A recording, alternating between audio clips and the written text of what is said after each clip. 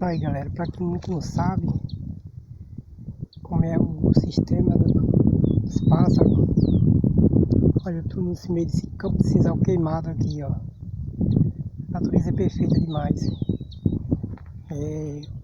Pegou fogo nesse campo de sisal aqui e o pessoal plantou uma mamona aqui por dentro. Aí eu tô limpando aqui a mamona. Aí agora eu, olhando aqui nessa muda de sisal queimada, é a época dos pássaros desovar, né? Para reproduzir, para reprodução e criar seus filhotes. Achei aqui um ninho aqui a gente que chama catapilão, outras pessoas chamam Jesus meu Deus. Tem vários nomes que ele é chamado. Mas aqui na nossa região aqui é catapilão. O ninho dele, deixa eu ver se eu consigo aqui encaixar aqui o ninho deles aqui, gente.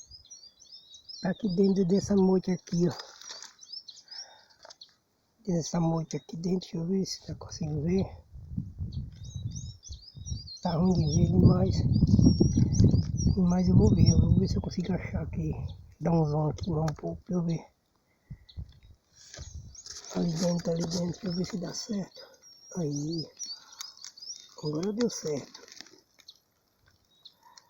Olha lá os ovinhos dele lá, 2 ovos. Só tira de casal.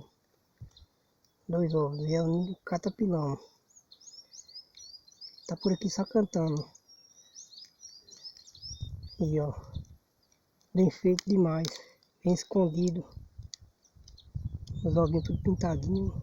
Coisa linda, a natureza é perfeita, viu? Lindo demais.